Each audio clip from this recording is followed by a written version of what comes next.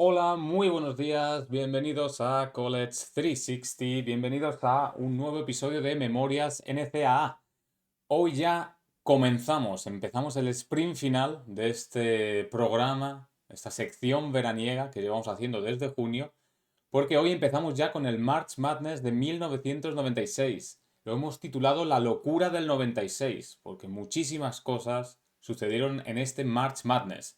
Hoy vamos a hablar solamente de la primera ronda, de lo que sucedieron en esos primeros 2 días de competición del March Madness, 14 y 15 de marzo de 1996, donde, bueno, vais a ver, vamos a resumir muchas sorpresas, muchas buenas actuaciones, muchos jugadores que os van a sonar, otros que a lo mejor os suenan un poquito menos.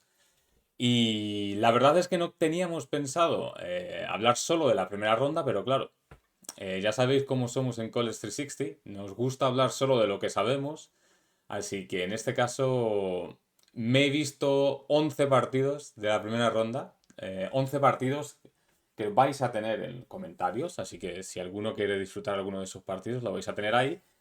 Y también, para saber de lo que hablamos, hay una playlist, una lista de reproducción muy interesante de alguien americano, a una persona americana, que básicamente ha subido de todos los Madness, por cierto, de los 90, pero en especial del 96, básicamente toda la cobertura que la CBS dio en directo durante esos días, jueves y viernes.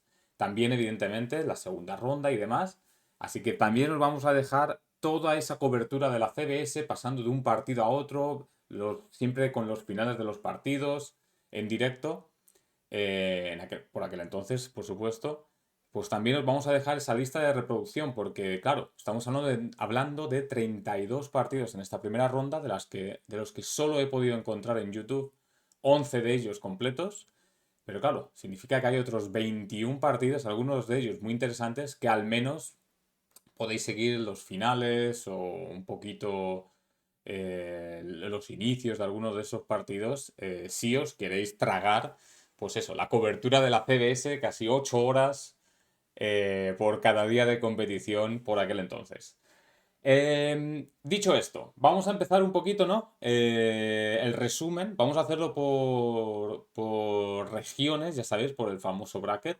Vamos a pasar a la primera región, que no es otra que la región este. En la región este, lo estáis viendo en pantalla. El número uno, el seed número uno era para UMass, el 2 para Georgetown, el 3 para Texas Tech y el 4 para Marquette, simplemente por dar algunos seeds importantes. Em, las sedes eran Providence y Richmond, ¿de acuerdo? La verdad es que bastante cerquita para UMass como número uno, bastante cerquita también de North Carolina, por cierto, en Richmond, North Carolina con el número 6. Y aquí estáis viendo los resultados de la primera ronda. Voy a intentar pararme un poquito más en los partidos de los que he podido ver, o el partido entero, o algunos momentos, pero otros a lo mejor pasaré un poquito más rápido porque, claro, tampoco me puedo parar en todo. Pero bueno, si empezamos por el primero, por el UMass UCF, Central Florida. Este es un partido que solo he podido ver algunos momentos y la verdad es que UMass, como sucede en prácticamente todos los partidos de los Seeds uno y 2, sobre todo de los Seeds número uno durante este Madness, durante la primera parte el partido está bastante igualado, pero en la segunda parte sí que es cierto que UMass se marcha sobre todo con una diferencia en el rebote tremenda. Estamos hablando de una diferencia 51-28 en el rebote y creo que fue un parcial prácticamente de 17-2 o algo por el estilo para comenzar la segunda parte. Jugadores destacados en cuanto a anotación, Carmelo Travieso, 21 puntos, pero en realidad el run del principio de la segunda parte lo llevó a cabo Edgar Padilla, que acabó con 15 puntos y 8 rebotes, perdón, 8 asistencias y 7 robos de balón ese partido. Newmas, nos hemos cansado, ¿no?, de hablar de Marcus Camby, el jugador nacional del año. Pues bueno, Camby acabó con 14 puntos y 17 rebotes. Claro, principal dominador rebotador. En Central Florida, Harry Kennedy y Eric Riggs son los máximos anotadores. No me preguntéis exactamente quiénes son o si hicieron carreras después.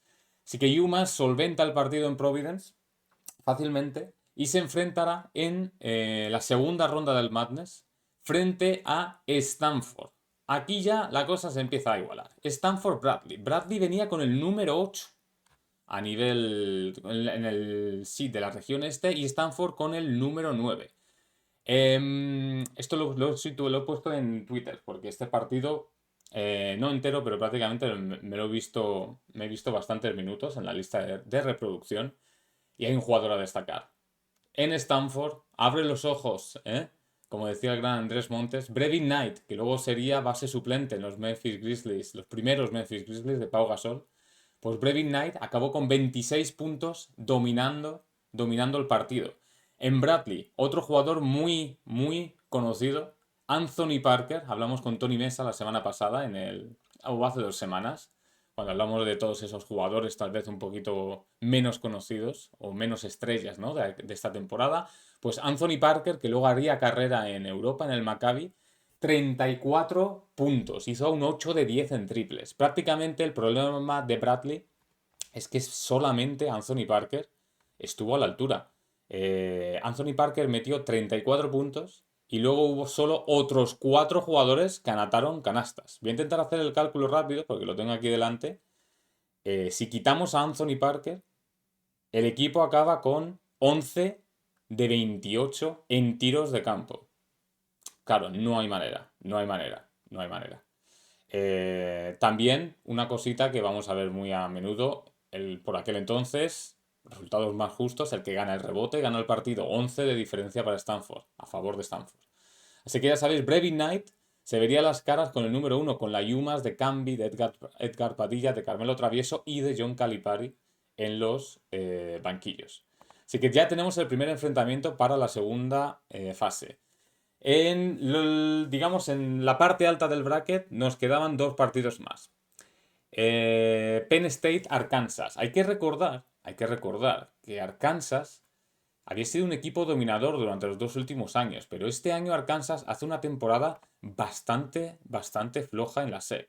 Para que lo vayamos teniendo en cuenta, lo tengo por aquí mirado, a ver si lo encuentro, que ya sabéis que esto me... Acaba con un récord de 9-7 en la SEC y un récord de 20-13 en total. Esta Arkansas no era la Arkansas que habíamos visto años anteriores, que por ejemplo llegaron, si bien recuerdo, a la final frente a UCLA el año anterior, os acordaréis, con un tal Corliss Williamson, uno de los mejores jugadores a nivel NCAA por aquel entonces. Pues bien, esta Arkansas, que retiene a algunos de esos jugadores importantes, se centraba básicamente en un equipo bastante coral, que dio bastante la sorpresa venciendo a Penn State, que era uno de los equipos puntales de la Big Eight por aquel entonces. En Penn State, a lo mejor os acordáis de un tal Calvin Booth, que yo me acuerdo que creo que jugó en los Dallas Mavericks después, que no hizo, de hecho fue el máximo anotador de Penn State con 20 puntitos, pero es que en Arkansas tenemos a Kareem Reed, sobre todo Derek Hood, que luego hizo una carrera cortita en la NBA, si bien recuerdo, Pat Bradley, Darnell Robinson, todos estos, claro, hicieron un partido bastante, como hemos dicho antes, muy coral, 86 puntos le endosaron a Penn State y se clasificaron para la siguiente ronda. Arkansas se vería las caras en la siguiente ronda frente a Marquette, que básicamente pasó por encima de Monmouth. No tiene mucha historia este partido, tampoco nos vamos a parar mucho, la verdad. Simplemente decir que en Marquette, para que lo tengamos en mente, jugaba, por ejemplo, Chris Crawford, que después sí que hizo carrera en la NBA. Pero esta Marquette sí que tampoco... Era una Marquette muy competitiva, pero bueno, tampoco yo creo que en cuanto a nombre destacaba mucho. Vamos a la parte de abajo ya, la zona de Richmond, ¿no? De esta región los partidos que se jugaron en Richmond. North Carolina con el número 6 frente a New Orleans. Bueno, este partido tiene historia porque empieza con un parcial de 15-5 para New Orleans, en el cual, sobre todo el backcourt de New Orleans, con Lewis Sims y Tyron Garris, no fallan prácticamente nada en los primeros 5 o 6 minutos. Y yo creo que meten el miedo en el cuerpo al equipo de Dean Smith todavía por aquel entonces, pero surge la figura del que yo diría que era prácticamente, sí, se podría decir, la estrella de ese equipo, sin lugar a dudas. A pesar de que Anton Jameson tuvo un gran año freshman, la gran estrella de este equipo era Jeff McInnis, que es, evidentemente le conocéis, luego hizo carrera en NBA. Pues Jeff McInnis se echa el equipo a la espalda y consigue remontar ya al final de la primera parte y acaba el partido con 25-11. Recordar el quinteto titular de North Carolina, por si os suenan algunos, que seguro que os van a sonar. Jeff McInnis de base, Dante Calabria de escolta, Antoine Jamison y Okulaya en los puestos de forward y Serge Swicker de pivot. Un tal Vince Carter salía desde el banquillo y un tal Shamon Williams, que también os sonará, también salía desde el banquillo. Pues bien, North Carolina solventa el partido con una gran actuación de McInnis y se enfrenta a Texas Tech en la siguiente ronda. Texas Tech sobrevive a Northern Illinois en este primer partido. La verdad, un partido que hay que recordar también, sobre todo la segunda parte, Northern Illinois, perdón, va a remolque todo el partido. Yo creo que hay un momento en el que Texas Tech, que aparece, que por cierto, llega con 21 victorias consecutivas, solo una derrota en toda la temporada. Texas Tech, digamos que se ve muy superior en cierto momento y yo creo que bajan un poquito el pistón. Y esto hace que, sobre todo, Northern Illinois, con un gran anotador como Chris Coleman, que acaba con 28 puntos, están a punto de darle la vuelta al partido. Empatan el partido a falta de 1 minuto y medio y cometen bastantes errores Northern Illinois al final. Y bueno, al final en Texas Tech, sobre todo la figura de Jason Sasser, que a lo mejor algunos sonará porque básicamente fue el máximo anotador de Texas Tech durante sus 4 años, este fue su año senior, y tenía nombres famosos que luego irían a la NBA como Darvin Ham o como Tony Batty. Así que Texas Tech lo pasa muy mal, casi pierde esa racha invicta de 21 victorias consecutivas, pero digamos se iban a enfrentar a North Carolina, partidazo, North Carolina, Texas Tech en la siguiente ronda. Y luego para acabar la región rapidito, New Mexico le vence a Kansas State, por dar un poquito nombrecitos, ¿no? De este partido tengo que admitir, no he podido ver mucho. Aquí jugaba de suplente Daniel Santiago, que os sonará. Jugaba Charles Smith, que también os sonará, que era uno de los grandes anotadores de New Mexico. Y la verdad es que el partido dominado desde el principio, bueno, no desde el principio, creo que el partido estuvo un poquito igualado y de nuevo en la segunda parte es cuando New Mexico se escapa del marcador. Así que como veis, partidos que suelen, muchos de ellos, como hemos dicho antes, muy igualados en la primera parte, siempre había un equipo el que saliese más fuerte en la segunda parte, parecía llevarse el partido. New Mexico se enfrentaría en Richmond a Georgetown. La Georgetown de Allen Iverson, la Georgetown de Jerome Williams, la Georgetown de Ocella Harrington. Pues bien, Georgetown no da ningún ápice de oportunidad a Mississippi Valley State. Desde el principio salen muy, pero que muy entonados. A Georgetown que venía de esa derrota in extremis en la final de la Big East frente a UConn, la UConn de Ray Allen. Pues bien, Allen Iverson acaba con 31 puntos, acaba con un 13 de 18 en tiros de campo. ¿Quién se lo iba a decir? Claro, si Allen Iverson te hace 13 de 18, estás muerto. Y la verdad es que muchos minutos para los suplentes. Estoy viendo aquí en Georgetown que Heidi White, que luego acabaría en la NBA también, salía de suplente. Es que cuidado al juego interior. Jerome Williams jugaba más de forward, de alero, ¿eh? De alero, pero claro, un alero que luego se convirtió en una máquina rebotadora como 4 en la NBA. Voy a beber un poquito de agua, que estoy hablando mucho. Pues bien, así acabamos con la región este. Vamos a recordar los enfrentamientos de la segunda ronda que vamos a resumir la próxima semana. Tenemos UMass Stanford, Stanford con el seed número 9 y UMass con el número 1. Arkansas, seed número 12, que sorprendía a Penn State, se enfrentará a Marquette con el seed número 4. Partidazo en Richmond en la segunda ronda. North Carolina y Texas Tech solventaron su primer partido del Madness y se iban a enfrentar en segunda ronda. Y Georgetown se enfrentaría a New Mexico. Así que como veis, Un bracket que así de primeras, ¿eh? Yo creo que daba como grandes favoritos a UMass y Georgetown. Evidentemente, seed número 1 y seed número 2. Texas Tech, tras ese primer partido con victoria muy apurada, tal vez bajaba un poco las ilusiones, ¿no?, de este equipo, de los Red Riders. North Carolina seguía teniendo un equipo bastante joven, la verdad. Y luego Marquette, Arkansas, pues bueno, nos daban mucho miedo, ¿no? Parecía que UMass y Georgetown iban a ser los grandes favoritos. Vamos a pasar a la siguiente región, que es la región Medio Oeste, la Midwest. La región Midwest. Pues bien, aquí teníamos a Kentucky como número 1. Kentucky se enfrentó, bueno, los primeros 4 partidos que vamos a describir ahora, la parte arriba del bracket de la región Midwest, se jugó en Texas, en Dallas. Kentucky solventó el partido frente a San José State. El resultado 110-72 parece un partido bastante fácil, pero volvemos a lo de siempre. La primera parte bastante igualada, pero San José State tenía un tal Gary Saint-Jean, que luego se cambió el nombre a Tariq Abdul-Wahad, jugador francés, que estuvo en diferentes equipos en la NBA. Tariq Abdul-Wahad hizo unos primeros 20 minutos increíbles. De hecho, San José State se va perdiendo de muy poco en el marcador frente a una Kentucky que, recordar, es una Kentucky que no paraba de presionar en todo el campo durante todo el partido. O sea, una rotación tremenda, una acumulación de talento que tenía Rick Pitino. Al final la segunda parte, pues bueno, fue demasiado, ¿no? Para San José State. El partido al final acabó siendo muy sencillito para Kentucky. A destacar Walter McCarthy y Tony Dell, que ambos pasaron de 20 puntos. Simplemente para dar un detallito, claro, forzaron 26 pérdidas de balón de San José State. Es que ese tipo de estadística y ese estilo de juego de Kentucky acababa por cansar a todos los rivales. A todos los rivales. Así que nada, Kentucky pasa a la siguiente ronda, como era lo esperado. Wisconsin Green Bay pierde, que tenía el seed número 8, pierde frente a Virginia Tech, 61-48.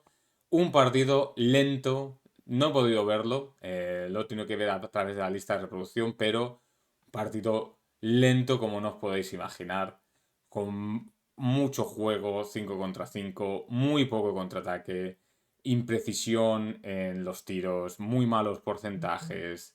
No muchas pérdidas de balón, porque claro, estamos hablando de una época en la que pasar del centro del campo creo que eran 35 segundos. Y, perdona, el reloj de posesión eran 35 segundos y pasar del centro del campo a lo mejor eran 45. Ahora habría que verlo eso. No, no, yo creo que eran 35.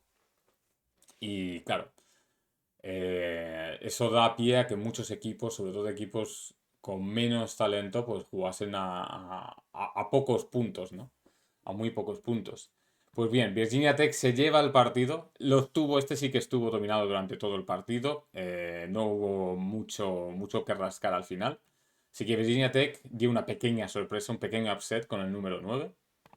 Eh, en Dallas también se jugó esa Iowa State, California. Aquí me quiero parar porque este partido me lo he visto. Puse en Twitter que Iowa State era de esos equipos que más positivamente me sorprendió viendo partidos de este Madness. Es cierto que en la regular season no tuve la oportunidad de ver ningún partido de Iowa State, pero voy a hablar sobre todo de 2 jugadores. Dedrick Willoughby. Este chico dominó el partido completamente, un repertorio de acciones ofensivas tremendo.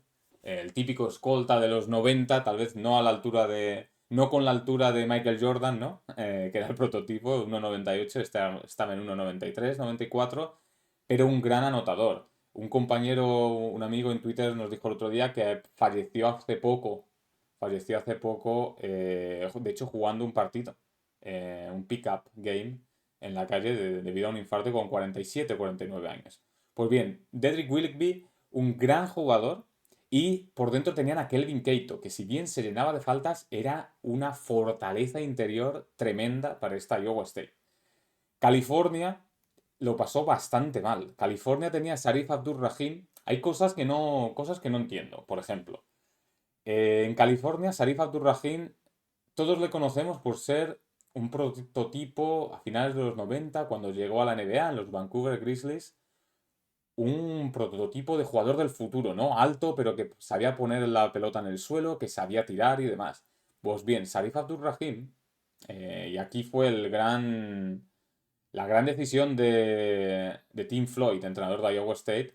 Sarif Abdurrahim jugaba de pivot, pero no fue defendido por Kelvin Cato. Si bien recuerdo, creo que fue defendido, no sé si fue por Kenny Pratt o por Sean Bankhead, que eran básicamente el alero, básicamente jugadores que prácticamente ni llegaban a los 2 metros. Kenny Pratt no llegaba a los 2 metros y Sean Bankhead tampoco llegaba a los 2 metros. ¿Qué hizo Tim Floyd? Pues nada, lo que hizo fue ponerle un jugador rápido para que no pudiese aprovechar, digamos, el manejo de balón frente a Kelvin Cato y la rapidez de Sarif Abdurrahim frente a Kelvin Cato, y Kelvin Cato sí que estaba ayudando mucho por dentro. Eso hizo que Sarif Abdurrahim acabase el partido con muy malos porcentajes, muy pocos tiros intentados, y toda la batuta ofensiva de California cayó en Tremaine Fowles, que era un sexto hombre. Acabó con 26 puntos Tremaine Fowles. California estuvo a remolque todo el partido. La primera parte de los Cyclones de Iowa State es tremenda. A mí me parece un juego coral, un juego colectivo en defensa y en ataque magnífica. De hecho, se van al final de la primera parte con una ventaja de 14 puntos. California se llega a poner, si bien recuerdo, a 4 puntos, faltando 4 o 5 minutos, en una pequeña remontada, con Fowles liderándola, pero al final fue demasiado. O sea, la superioridad de Iowa State creo que fue bastante significativa durante todo el partido y California no pudo hacer nada. Así que tenemos la victoria de California frente a Utah, perdón, de California frente a Iowa State y una victoria muy clara de Utah frente a Canisius. En esta Utah, lo voy a mirar porque no he podido ver este partido, pero creo que Kate Van Horn no jugó. Pero claro, en Utah teníamos por ahí a Andre Miller y Michael Doleac. Ambos muy jovencitos por aquel entonces. Yo creo que Andre Miller era un freshman por aquel entonces, si bien recuerdo, que luego acabaría siendo un lottery pick en el draft. Y Michael Doleac, yo creo que también acabaría. ¿Qué año sería? Sería freshman o sophomore. Pues bien, Utah se deshace fácilmente de Canisius. Tampoco hay mucha historia que contar en este partido, la verdad. Así que, segunda ronda, Iowa State-Utah. Un partido bastante interesante, ¿eh? Muchas ganas de ver si puedo encontrar ese partido. Bien, en la parte de abajo, Louisville y Tulsa. Partido que llega a la prórroga. Partido que no entiendo, sinceramente, creo que Tulsa lo tuvo en la mano. Creo que Tulsa lo tuvo en la mano. En Tulsa, Shea Shields comete bastantes errores, sobre todo en la prórroga, perdiendo balones y muy malos porcentajes de tiro. Un Shea Shields que acaba con 22 puntos, pero acaba con un 5 de 17 en tiros de campo. Él era la gran estrella de este equipo. Era el escolta titular de Tulsa, pero al final comete errores clave. En Tulsa me gustó mucho Michael Ruffin, que luego también acabaría en la NBA, 21 puntos, 16 rebotes. Y la verdad, un pivot que se fajaba muy bien por dentro y que tenía mucha versatilidad, la verdad. Yo creo que Michael Ruffin acabaría luego jugando. Creo que ganó un título con los Bulls, puede ser, a lo mejor el último. Estoy tirando de memoria, puede que me esté equivocando, ¿eh? En Louisville, de Joan Wade, la clave de este equipo. La clave de este equipo. Es el base que le dio la victoria a Louisville. Acabó con 33 puntos, canastas clave en la prórroga y también para llegar a la prórroga. En el tiempo regular, creo que hay un triple de Shields que pone 2 arriba con 40 segundos de posesión a Tulsa. Y de John Wade mete un triple tras bloqueo directo de casi 7 metros para poner uno arriba a Louisville. Luego el partido sería la prórroga. Problemas en Louisville porque, claro, el talento que tenía era muy limitado. Samaki Walker estaba por dentro, que hizo un buen partido. De John Wade y poquito más. Alvin Sims, que es un jugador que yo vi jugar frente a Kentucky en la regular season y me pareció un jugador bastante interesante, con muchas faltas, acabó expulsado, 0 de 4 en tiros de campo. No pintaba bien, aunque se habían deshecho de Tulsa, el número 11, y Louisville pasaba a la siguiente ronda. La siguiente ronda se iban a tener que enfrentar a Villanova. La Villanova de Kerry Kittles, que sinceramente tampoco otro de esos partidos que no hay mucho que contar. Desde el principio el resultado en la primera parte era 46-17, una cantidad de contraataques tremendos. O sea, robaron muchísimos balones en la primera parte. Recordar que en la Vilanova de Kerry Kittles, que fue el máximo anotador, estaba también Chuck Cornegie, que hablamos con Tenimesa hace no mucho. Así que nada, paliza de Vilanova a Portland. Así que Louisville-Vilanova, partido para la siguiente ronda. Michigan-Texas, una pena que no he podido ver este partido. Me hubiese encantado porque ya sabes que a Michigan tenía a Louis Bullock, tenía a Maceo Baston, pero Michigan tenía un gran problema en el puesto de base. Tenían a Travis Conlan, que era un blanquito, que, bueno, era el típico base organizador. El problema es que no las metía, no, es que tampoco tiraba. Y en este partido, este base acaba en 30 minutos con 0 puntos y 5 pérdidas de balón. No había fondo de armario. El tractor Taylor, Robert Taylor, creo que por aquel entonces o estaba lesionado o ya estaba sancionado. Y no había, digamos, ese sexto hombre que ayudase a las grandes estrellas. Luis Bullock acabó con 18, Maceo Baston 23, Maurice Taylor, que era la gran estrella de estos Wolverines, 16. Pero en Texas, básicamente consiguen vencerles 80-76, ganando prácticamente también todo el partido, aunque al final estuvo bastante igualado, con una gran actuación de Reggie Freeman, Chris Clack y Lamon Hill. Estaba por aquí Sonny Alvarado, que me suena bastante, y ya sabéis cómo soy, que me gusta la curiosidad. A mí este nombre me suena. No sé si de jugar en algún lugar o de ser un jugador. Claro, es un jugador de Puerto Rico, si bien recuerdo, que luego tampoco hizo mucha carrera. De hecho, solo estuvo 2 años. Supongo que sería un jugador de Junior, de JUCO o algo por el estilo. Pues no, no era el Alvarado, no es el Alvarado de ahora, pero me sonaba, no sé por qué este nombre, Sonny Alvarado, pero nada más lejos de la realidad. Así que nada, Texas pasa en un partido igualado en Milwaukee a la siguiente ronda, un pequeño upset, número 10 Texas. Esta Texas, que por cierto jugaba en la antigua, creo que es la. Habría que verlo, porque el nombre de la conferencia es muy interesante. Creo que es la Southwest Conference, puede ser, que básicamente eran todos los equipos de Texas. Estaba Texas Tech, estaba Houston, estaba Texas, estaba TCU, estaba Texas A&M, estaba Baylor, y se me olvida alguno que no me acuerdo. SMU estaba también. Y se me olvida otro que creo que está en la USA ahora. Rice. La Universidad de Rice también estaba. Y a lo mejor se me olvida otra. La Southwest Conference, que era la conferencia de Texas, básicamente. La conferencia de Texas. Y nada, acabando ya con la Midwest, Wake Forest, Louisiana Monroe.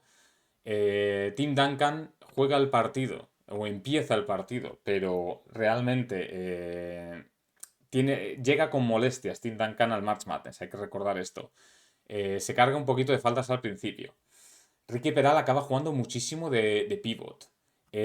Tony Rutland, que fue el base titular durante la regular season, la mayor parte de la regular season, deja el puesto a Jerry Braswell, que era un base que había sido suplente la mayoría o la mitad de la competición.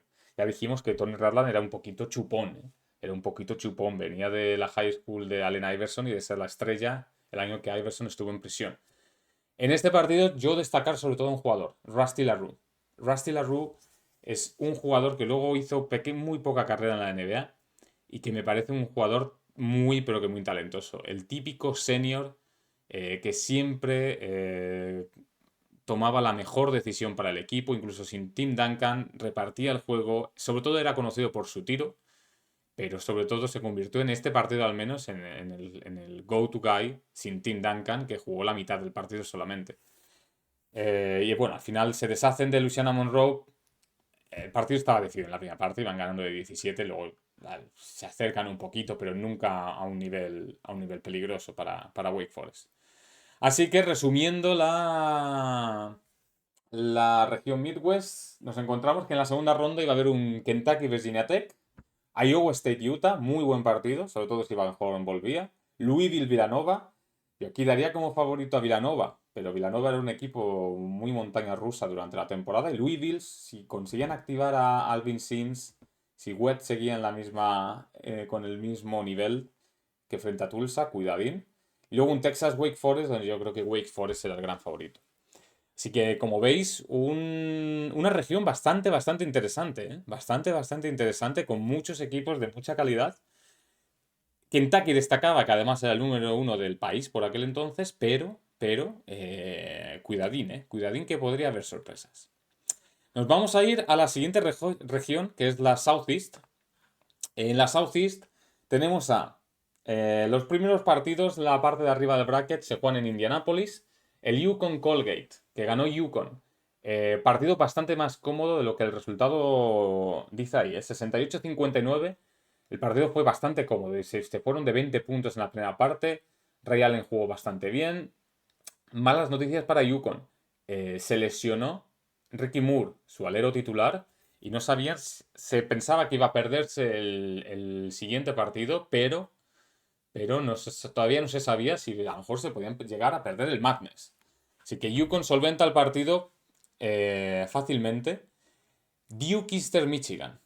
Vence Eastern Michigan 75-60. Esta Duke de entreguerras, como la llamo yo, con un lentejita Boykins en Eastern Michigan, que volvió loco a Chris Collins, aunque Chris Collins no hizo un mal partido en ataque, pero en defensa también creo que venía de una lesión. Earl Boykins dominó el partido con Brian Tolbert y Derrick Dial. Derrick Dial, otro jugador muy atlético, un escoltalero muy atlético de Eastern Michigan, que básicamente hizo un partidazo también. Estoy mirando aquí porque tengo mucha curiosidad por ver qué fue de Derrick Dial. Derrick Dial jugó media temporada en el Valencia Basket en el 2005. Eso es lo que estaba buscando. Y jugó sobre todo en equipos italianos y en la NBA algún que otro año. Así que no os perdáis este Eastern Michigan, un equipo bastante interesante. Se fueron sobre todo a mediados de la segunda parte y ya no miraron hacia atrás. En Duke, simplemente para que tengáis en cuenta el nivel de Duke. El quinteto era Chris Collins, Jeff Capel, el actual entrenador de Pittsburgh, Greg Newton de pivot, que creo que era australiano, o tenía pinta de australiano al menos. Si lo veis ya me diréis si tengo razón o no. Ricky Price y Tamon Donsalski. Claro. Esta Duke además que jugaba con 6 jugadores. O sea, Coach K sacaba los 5 titulares más Stan Branson y el resto no jugaba nada. Jugaron 4 titulares, jugaron 37, 38 y 39 minutos. Claro, un equipo con poco fondo de banquillo, poco talento para una Duke que luego se recuperaría sobre todo a partir del año 98-99. Así que Eastern Michigan daba la sorpresa, si se puede dar como sorpresa, que el seed número 9 venciese al seed número 8 y se emplazaba a jugar frente a la Yukon de Ray Allen en segunda ronda. Mississippi VCU, partido bastante más igualado de lo que los seeds dicen, ¿eh? 58-51 para Mississippi State. Recordar que en VCU teníamos al gran Bernard Hopkins, que acabó con 22 puntos, pero Mississippi State era un equipo bastante fiable, ¿eh? Ya le venció a Kentucky en la final de la SEC, que rompió la racha de imbatibilidad de la Kentucky de Rick Pitino. Se planta aquí con un seed número 5. Y hay que recordar que aquí había 2 jugadores, sobre todo en Mississippi State, que hay que destacar. Uno que luego jugó en la NBA, Eric Dampier, presencia interior. Acabó con 13 puntos, 7 rebotes. Y había un tal Dontai Jones, que no sé si os sonará, que también era un jugador que yo creo que también jugó en la NBA, o al menos fue elegido en el draft de la NBA ese año. Venga, vamos a mirarlo. Si ya que estamos, total, no perdemos nada. Dontai Jones, esto siempre me acuerdo de lo mismo, ¿eh? De jugar a la PlayStation, al NBA Live. Dontai Jones, ¿dónde hizo carrera Dontai Jones? Dontai Jones fue elegido por los New York Knicks, jugó en los Boston Celtics y básicamente hizo su carrera en Sudamérica. Básicamente en Sudamérica. Así es. Así es. Poquito más ha hecho Dontai Jones, la verdad. Pero claro, Dontai Jones fue el MVP del torneo de la SEC. Ahí para recordar esa SEC, ese torneo de la SEC que le vencieron a Kentucky. Mississippi State era un equipo muy peligroso, con menos nombres y que iba un poquito de tapado en este Madness, que pasó, tuvo problemas para vencer a VCU, pero que era un equipo que no iba a ser fácil, no iba a ser fácil de vencer en las siguientes rondas. En siguientes rondas se iba a enfrentar a, yo creo, probablemente una, si no la historia más famosa de este Madness. UCLA sucumbió en Indianápolis, UCLA con el seed número 4 frente a la Princeton de Pete Carril. 43-41. ¿No habéis dicho en Twitter? El catenacho de Princeton. Bueno, el catenacho de Princeton, pero el catenacho de Princeton que jugaban mucho mejor de lo que pensamos. Solo que, claro, el talento que había y el estilo de juego era mucho más lento. Pero hay que recordar, enfrentamiento de contrastes. UCLA era el equipo que más puntos por partido anotaba en toda la NCAA. Princeton, una de las grandes defensas. El partido se jugó a lo que Princeton quiso. Princeton puso una zona 1-2-2 que UCLA no sabía cómo atacar. Y yo creo que eso es un grave problema de entrenador, de entrenador, y también un grave problema de conocimiento del juego de los jugadores. Estaba Cameron Dollar de base, que era el base suplente el año anterior cuando Tyus Edney fue una de las grandes estrellas en el título nacional de UCLA. Cameron Dollar no sabía dónde estaba. No sabía si paraba el balón cuando tenía que salir rápido, paraba el balón para jugar frente a la zona. No tiraba, no era una amenaza exterior, no distribuía el balón. El equipo jugó bastante más cuando el freshman Brandon Lloyd salió, sobre todo en la segunda parte, a organizar un poco el equipo y mover un poquito el estilo o el ritmo de juego. Cameron Dollar fatal. Toby Bailey, fue la gran estrella del partido final frente a Arkansas de la temporada anterior, también bastante mal, sin saber leer los espacios, no había movilidad ofensiva. Yo, sinceramente, salí bastante. Sabía el resultado, sabía la última jugada, la famosa última jugada con la puerta atrás que le dio la victoria a Princeton, pero salí bastante decepcionado con Jim Harrick, el entrenador, y con los jugadores con la poca IQ de UCLA. Hay diferentes detalles. Hay un detalle que me parece muy interesante, que cuando lo estaba viendo me sorprendió. En la segunda parte, Princeton estaba defendiendo en zona 1-2-2 o alguna vez em, en una caja más uno. Sobre todo defendiendo, yo creo que era Toby Bailey en individual. Pero bueno, sobre todo la zona 1-2-2.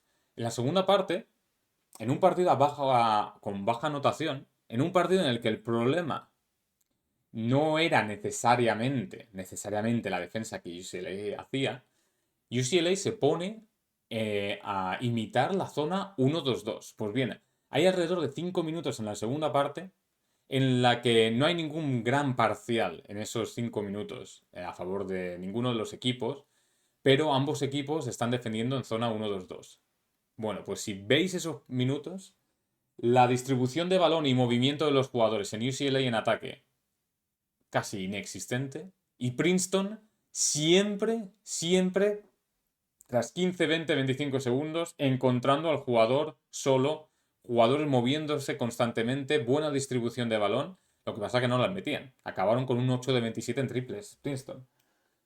Pero una diferencia tremenda para ver el trabajo, sobre todo de Pete Carril, y cómo tenía el equipo preparado para hacer su ataque Princeton y cómo atacar zonas también. Luego al final, pues bueno, ya sabéis, la famosa canasta en puerta atrás, que le dio la victoria faltando 5 o 3 segundos, creo, a Princeton. Un jugador que a mí me gustó mucho en Princeton, Sidney Johnson. Hubo un momento en la segunda parte que UCLA se va de 7. Y ya sabéis que en un partido con poca anotación, irse de 7 conlleva ya una gran carga a cuestas a tus espaldas. Pues bien, Sidney Johnson se saca un triple bastante largo y una penetración que vuelve a poner a Princeton a 2. O sea, yo creo que Sidney Johnson fue bastante clave para solventar esos momentos en los que UCLA podía escaparse. Y luego ya, pues nada, partido igualado y la magia de Pete Carril, esa doble puerta atrás. Estoy intentando acordarme, esto es mi problema. de quién fue el que anotó la canasta. ¿Quién fue el que anotó la canasta? Era Gabe Lewis. Gabe Lewis, que el que hizo, bueno, la canasta fue básicamente un intento de puerta atrás que no sale, vuelve a salir Lewis fuera a la línea de tres y vuelve a hacer otra puerta atrás. Porque ningún otro jugador de Princeton estaba por el lado y en este caso sí que el pase le llegó, un pase picadito y consiguió la canasta a falta de 5 segundos. Así venció Princeton a UCLA, ya os digo, viendo el partido entero, una decepción total con UCLA, con su staff técnico y con la IQ de muchos de estos jugadores que luego se demostró, evidentemente, es que ninguno de ellos hizo una gran carrera a nivel NBA. Ni a nivel NBA, ni si me apuras, casi a nivel europeo. Así que mira, ya nos deja muchas pistas, ¿no? Esta derrota. Pues bueno, venga, vamos a ir un poquito más rapidito porque esto se nos va a ir largo, como de costumbre. Así que ya acabamos, nos vamos a la parte de abajo del bracket. En Orlando, Indiana, Boston College. Boston College sorprende a Indiana. Muy mal partido de Brian Evans en Indiana. Muy mal partido de Brian Evans. Yo estoy sorprendido de que Indiana tuviese un seed número 6. Sí que me he visto 2 o 3 partidos suyos de la regular season. Un equipo bastante que dependía bastante de Brian Evans y sin mucha claridad atacante. Tampoco en defensa era un equipo más completo, pero poquito me ofrecía. Boston College simplemente quería mencionar un jugador que en Cáceres y en Andalucía le conoceréis si seguías la ACB de finales de los 90, principios de los 2000.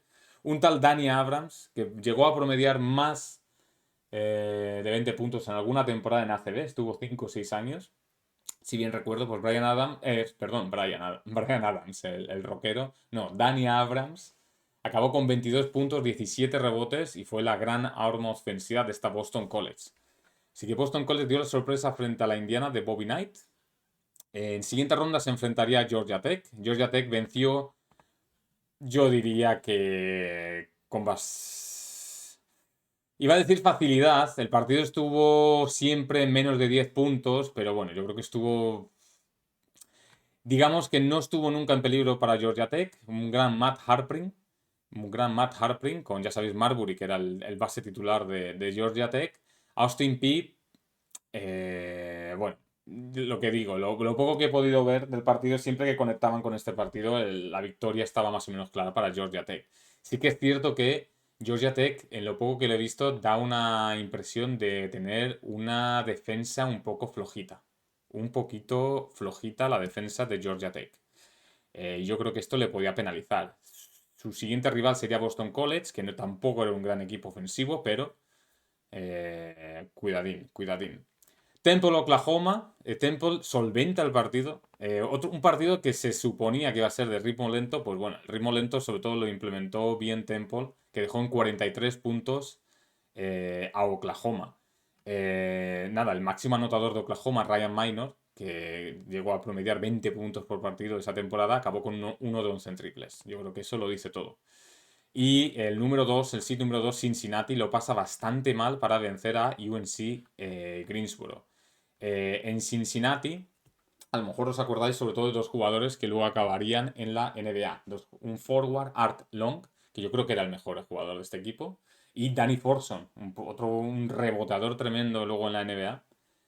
Pues sobre todo con un juego muy interior, esta Cincinnati se deshace de UNC Greensboro en un partido muy, pero que muy igualado, que llega igualado con empate o se ponen a 2 UNC Greensboro a falta de un par de minutos, pero que al final, sobre todo con no buenas decisiones de UNC Greensboro y Cincinnati con una gran dominador en los rebotes, Arlong y Danny Forson se fueran más de 20 rebotes entre ellos juntos, pues solventaron el problema. Así que nada, Cincinnati pasa a siguiente ronda y acabamos en esta región Southeast con estos enfrentamientos en segunda ronda. Yukon seed número 1 frente a Eastern Michigan, la Eastern Michigan de Earl Boykins.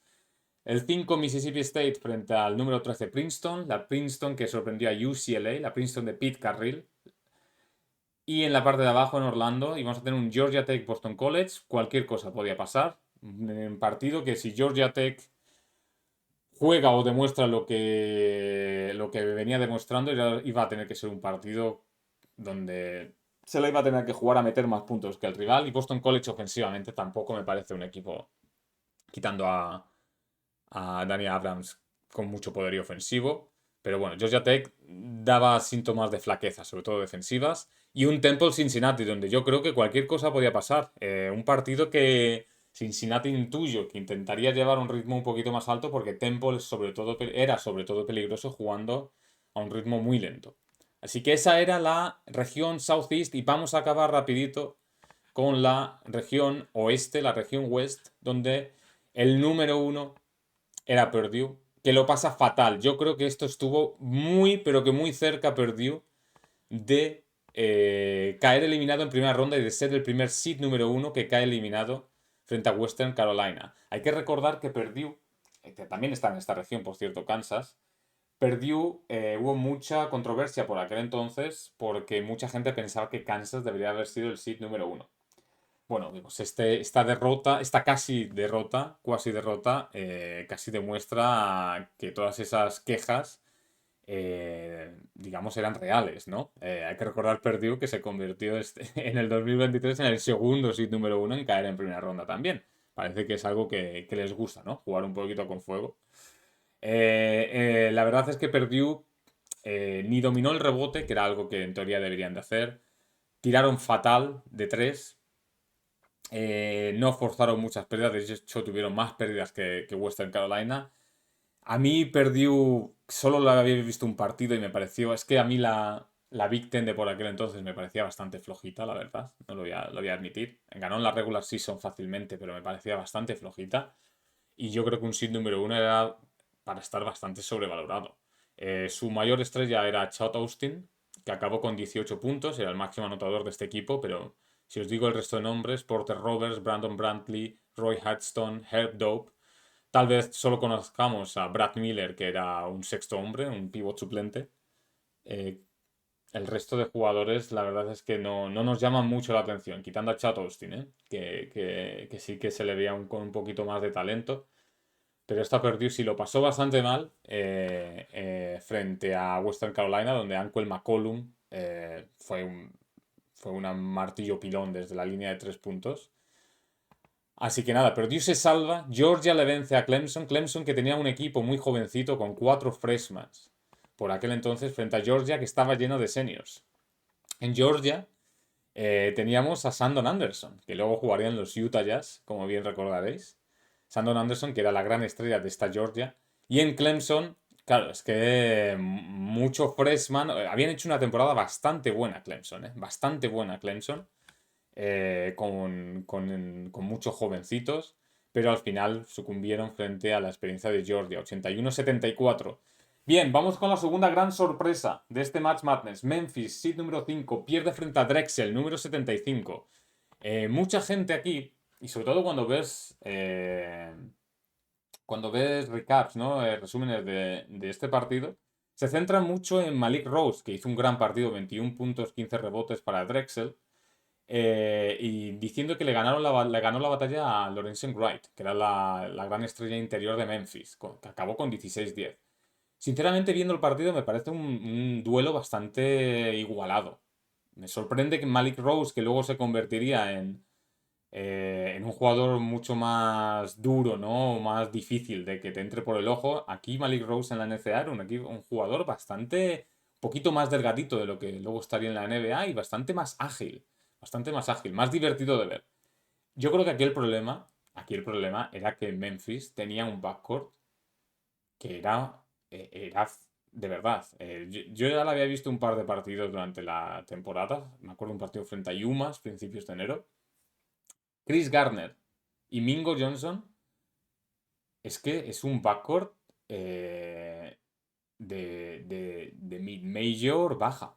Chris Garner, que no era ninguna amenaza desde el triple, de hecho le dejaban tirar, tomaba decisiones fatales, empieza en el partido y creo que pierde 2 o 3 balones en las primeras 5 jugadas. O sea, Chris Garner, que además era muy bajito, hace un partido bastante malo. Y Mingo Johnson, que si bien es cierto, sí que me había dado mejores sensaciones durante la regular season. Era un jugador que te promediaba más de 10 puntos por partido y no tenía tan malos porcentajes.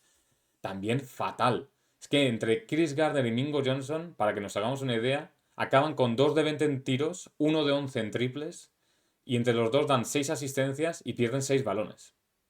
Ese era el backcourt de esta Memphis, que sobrevive gracias al senior Michael Wilson, a Lawrence Wright, a un no mal partido de Cedric Henderson, pero sobreviven durante 25 minutos. Hay un momento a mitad de la segunda parte que es cuando sobre todo Jeff Myers empieza a meter las de fuera. Mike DeRockis, un freshman blanquito, empieza a meter las de fuera en Drexel y básicamente se va. Drexel se va de 15 puntos y ya no miran hacia atrás. El juego inside, outside, dentro, fuera de Drexel, bastante bien.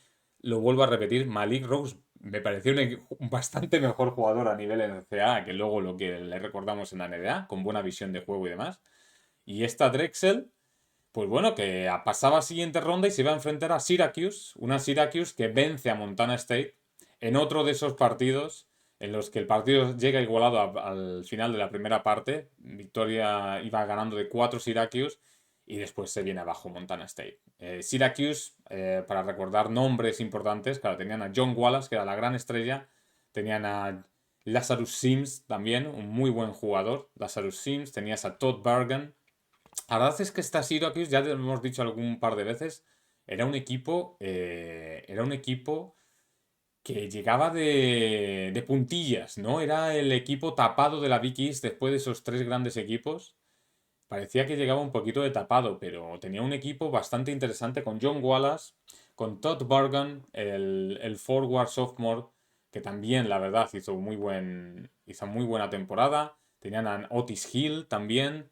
Un equipo bastante interesante que se iba a tener que enfrentar a la Drexel de Malik Rose en siguiente ronda.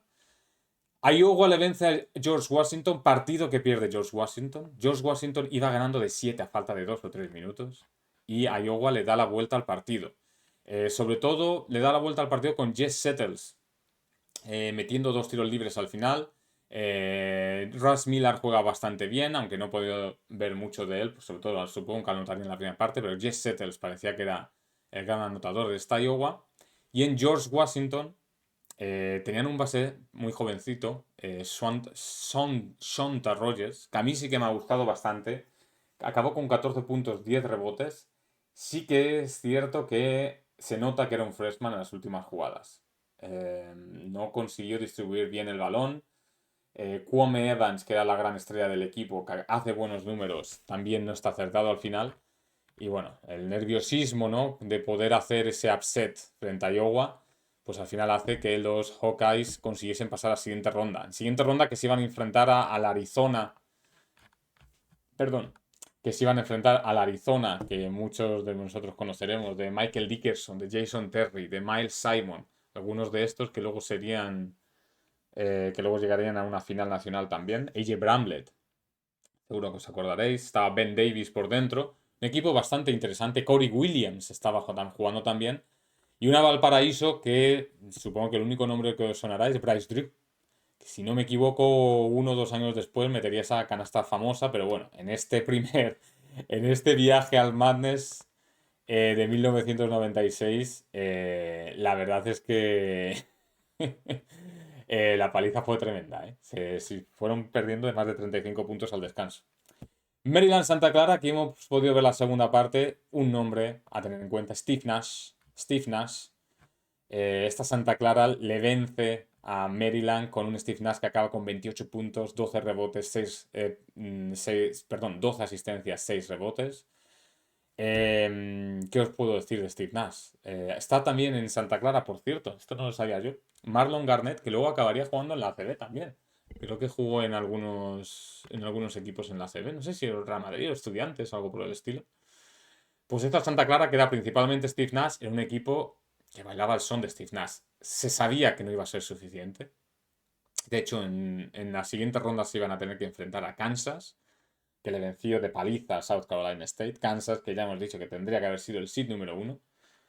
Pero qué delicia poder ver, aunque solo sea durante unos minutos en la segunda parte, a este Steve Nash, que como he dicho yo en Twitter, era un jugador eh, que básicamente no cambió nada respecto a lo que recordamos en esos últimos años en Dallas y sobre todo esos años como estrella total en Phoenix.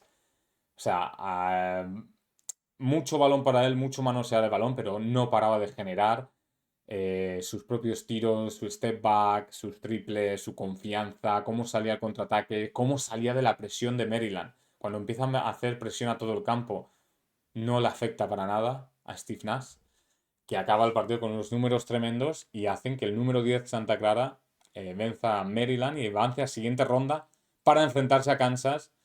Una Kansas que no le da. Este partido no lo he podido ver, tampoco me interesaba mucho. 40 puntos de diferencia, 23 al descanso. La verdad es que Kansas hizo jugar a muchos suplentes en la segunda parte, pero hay que recordar el quinteto de Kansas, ¿de acuerdo? El quinteto de Kansas era, y agarraros los machos, ¿eh? Agarraros los machos, porque el quinteto de Kansas era Jackie Bond, Gerard Haase, el actual entrenador de Stanford de escolta, que por cierto fue el máximo anotador con 17 puntos, Paul Pierce, freshman, de número 3, Scott Pollard y Ralph LaFrance de pivots. Es que cuidadito al quinteto de Kansas, ¿eh? Mucho cuidado al quinteto de Kansas. Y no fueron seed número 1. Pues bien, acabamos aquí el resumen de esta primera ronda con la región oeste, con Purdue frente a Georgia, Drexel, que dio la sorpresa frente a Memphis, se enfrentaría a Syracuse, Iowa y Arizona vencieron sus partidos, Iowa con más problemas frente a George Washington, Arizona sin problemas frente a Valparaíso, y la Santa Clara de Steve Nash tenía un hueso duro de roer en la Kansas de muchas estrellas, como acabamos de decir, que era el seed número 2. Así que aquí acabamos el resumen de la primera ronda. Lo siento, me he ido a casi una hora.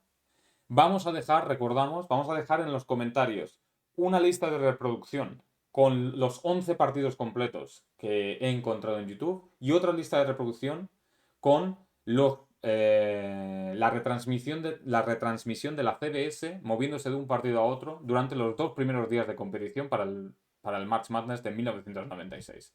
Así que, si os apetece ver algún partido, si os apetece ver cómo era el March Madness, cómo se retransmitía por aquel entonces y a qué partidos le prestaba más atención, pues ya sabéis, darle a la lista de reproducción. Y nosotros nos vamos ya.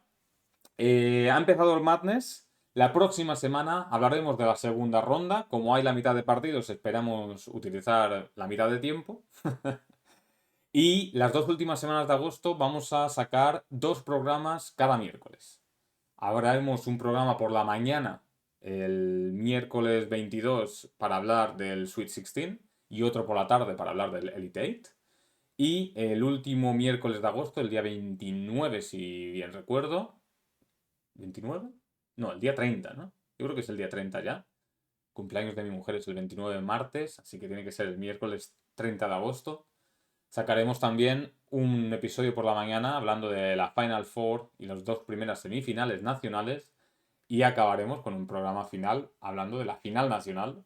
Y ahí acabaremos nuestro Memorias NCA de este verano.